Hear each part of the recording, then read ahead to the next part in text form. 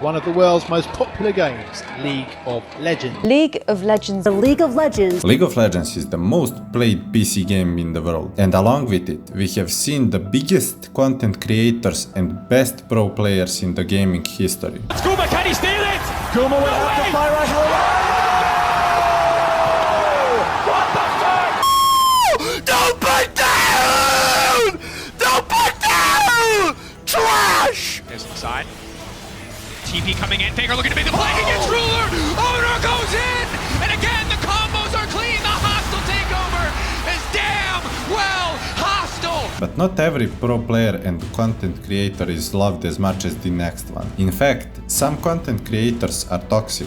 Just get that's all I wish for these patients in game, of course. Controversial. You're making a clown of yourself online. Of course I will look at you and laugh at you. Or just playing crazy. I should be fine. What? How? Bro. No. I'm fine, guys. I'm fine. I'm alright. Serious? What? So today I'm making a list for some of the most loved and some of the most hated players in history of League of Legends. Starting with the best esport player of all time, Faker. Faker looking to get in from the back of the pit. Frozen Tomb available for him. RNG calling T1's bluff. And Faker finds them all! Gumayushi, Carrier and Faker will not go quietly into the night. Form is temporary. Faker is forever! Faker is not just the best mid laner ever, but he's also the face of League of Legends. Faker won Worlds in 2013, 2015 and 2016, and after nearly a decade, he did it again in 2023 and in 2024, back to back. No one in League history has had a career that long and that dominant. I mean, guy legit has more professional games than most of the champions. So why is Faker loved by so many? It's his unmatched work ethic, his ability to adapt to every meta, and the fact that even after all these years, he remains humble and focused. He's the only player who has a $500 skin named after him, but he still refuses to use it. Faker isn't just a legend, he's the standard, and that's why everyone respects him, even the haters. But what if I told you, the next guy on the list plays Nunu and screams into a broken mic? You've probably already seen this guy screaming at his monitor, jumping on his bed, or sticking his head in the microwave all over TikTok and YouTube shorts. Okay, I'm gonna close my eyes here and count in fiddle. Are you ready? I promise I'm gonna look at my screen. 5, 4, 3, 2.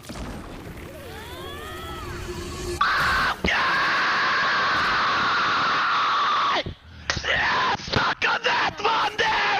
That's KeshaEUW, a player whose energy level seems permanently stuck at 200%. He's a Nunu 1-3, which on its own already puts him in a controversial spot. Nunu isn't exactly the most exciting champion to play with or against, and that alone is enough to tilt a lot of players. But what really defines Kesha's presence is his stream persona. He yells a lot. Whether he's winning, losing, or getting a kill or dying, the volume is always at maximum. He jumps on the chair, breaks into song mid-game, and acts like a court jester all in the name of content. Some viewers find it hilarious, others say it's pure chaos. And yet, the results speak for themselves. He reached Challenger on EU West, sticking to his signature champion and chaotic style. Love him or hate him, Kesha is unforgettable. And in the age of short-form content, that might just be more powerful than anything else. Okay, that was chaotic, but now we are going to someone actually wholesome. Poland's most loved jungler, the Nidalee Spear King himself,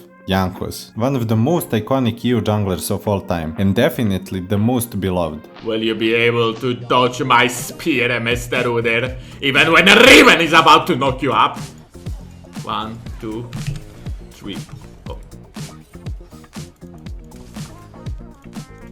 Jankos isn't just known for his gameplay, though yeah, his early games and teamfights were elite. He's known for his personality, always loud, always honest, and somehow always relatable. From choking on stage in his early days to winning MSI with G2 in 2019, fans watched him grow, not just as a player, but as a person, and that's why people love him. He never hides his emotions. Win or lose, he's real with his fans. Even now, years later, he's still playing, streaming, still making people people left. He's not just Poland's favorite, he's one of the most down-to-earth pros League has ever had. Next is RatIRL, the solo queue menace. The Twitch one trick, the guy you either love watching or pray you don't get in your ranked game. Wait, got this R. Wait, what the fuck? I wasn't even. Wait, I just. Dude, there was I'm a blue buff. How do you But not I don't know. know? I wasn't even thinking about I'm it. a It's just a fucking blue blue buff buff. in my lane. Mechanically, Rat is insane. His Twitch positioning, map awareness, and timing are way above average. When he pops off, it looks like a challenger montage, but when things go south, he tilts fast and loud. He's known for flame, dodging, and being brutally honest about his teammates. Some see it as entertaining, others say he ruins games and sets a bad example. Either way, he made a name by being himself. You might not want him in your lobby, but you'll definitely click on his YouTube VOD when he's 1v9ing again. First damage is there, they take out Broken Blade, and that might just be enough as Jankos left alone. There it is! There it is! That's the win! Get the burn! Yes! There it is! Get the kills! Get the kills! Yes! Bro, that's what I'm talking about! That's the game-winning play! One of the most beloved personalities in League of Legends scene is definitely Caedrel. He started his career as professional player in the LEC, where he played as a mid laner and later as a jungler. After retiring from pro play, Caedrel transitioned to casting, quickly becoming a fan favorite thanks to his game knowledge and entertaining analysis. In recent years, he made another shift, this time to Twitch, where he now streams frequently and co-streams major league events like LEC, LCK and LPL. But the real highlight of the year is when he co-streams Worlds. That's when his channel truly explodes. Caedrel often has more viewers than the official Riot broadcast themselves. It's a testament to how much people enjoy his presence, his commentary and the passion he brings to every match. What sets him apart is not just how he understands the game, but how naturally he communicates that knowledge in an engaging and fun way. Whether you're a new fan or long-time player, watching Caedrel makes the entire viewing experience better. When is our next match? Next week, no? Okay. We fucking Aribo, you need to get Aribo, you need to get You're so useless every game!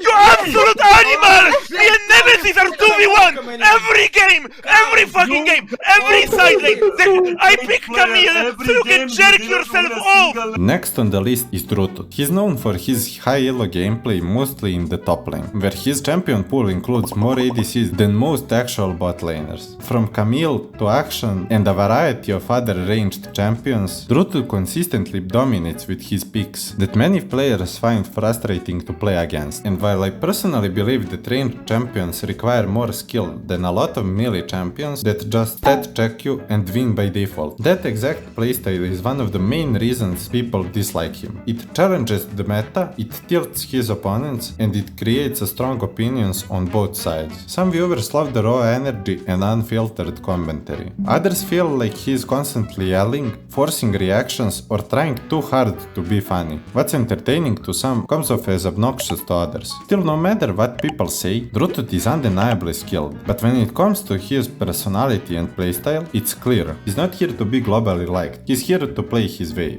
Oh, Bwipo and Surdy in a 1v1 right now. Bwipo's low on health, and Surdy just has the damage. Bwipo looks like he's accepting it. He is level 6! Damati and Justice, first blood! Next up is Bwipo, one of the most creative and charismatic players League has ever seen. His career took off when he joined Fnatic in 2018 as substitute top laner and immediately made an impact. He stepped in during the MSI semifinals, helping the team reach the World's Finals later that year. But what really made Bwipo stand out wasn't just his gameplay, it was the way he approached the game. He was never afraid to challenge the meta, often picking unconventional champions and adapting his style depending on what his team needed. He even role-swapped to jungle in 2021 just to fill the gap in Fnatic's roster and still performed at high level. But beyond the picks and mechanics, fans love him for his honesty. He talks openly about the struggles Western teams face on the international stage and the importance of mental resilience and what it really takes to succeed at the highest level. He's not just a pro player, he's a thinker,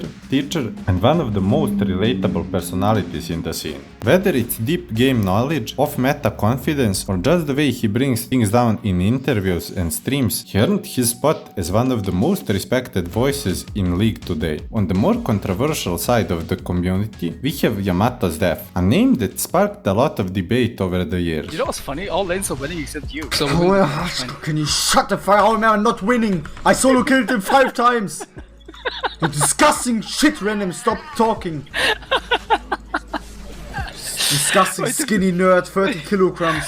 He's known for his mechanical skill, especially in solo queue, and has consistently hovered around high elo gameplay. But despite his in-game talent, Yamato has developed a reputation that many find hard to ignore. Over time, he's become a polarizing figure, mostly due to his in-game behavior and how he reacts with his teammates and the community. There have been frequent reports of toxicity, arguing in chat, and even moments where his focus on winning seemed to take a backseat to personal frustration or ego. While some fans still praise his raw mechanics and confident plays, others criticize him for his poor behavior and general lack of respect towards others in the game. It's that contrast, skill versus behavior, that keeps his name floating in controversies about most disliked players in League of Legends community. In the end, Yamato remains a skilled player with controversial legacy. Some see a misunderstood competitor, others see a prime example of why mechanics alone aren't enough to earn respect. Next up, we got the Messi of League himself, TheBausFFS. From a scale of 9 to 10, how autistic do you consider yourself?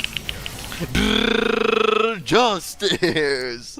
Oh my god. Baus has built an entire identity around one of the most unorthodox playstyles in high elo. He's mostly known for his aggressive Sion gameplay, constantly pushing side lanes, proxy farming, and dying more than anyone else, on purpose. What makes him so unique is that he turned a strategy most players would call inting into an actual win condition. It's chaotic, it's weird, and it shouldn't work, but he reached Challenger multiple times, even on Korean server, and that's exactly why people love him. Baus doesn't care about looking flashy or fitting into the meta. He's fully committed to his own playstyle, even if it means dying 12 times in a game. As long as it leads to a win, he considers it worth. But beyond the gameplay, he's got this calm, humble energy on stream. Doesn't rage, doesn't flame, he just plays, talks to his chat and keeps it light. It's refreshing in a scene full of loud personalities and forced hype. In a world where everyone's trying to be the next monster star, Baus proved that you can be loved by just being yourself, even if that self dies under tier 2 turret every other wave. Get me out of this game. Press yes. You're literally plat. Don't speak. Get me out. Press yes. You're wasting time. Oh my, I'm gonna alt F4 this game. I give up. And the 5th most hated League of Legends player on the list is Nightblue3, a name that used to stand for educational league content, but over time became one of the most controversial figures in the community. Back in the day, Nightblue was the go-to jungler for new players. His YouTube channel was filled with guides, meta breakdowns, and clean commentary, and for a while he was genuinely loved for it.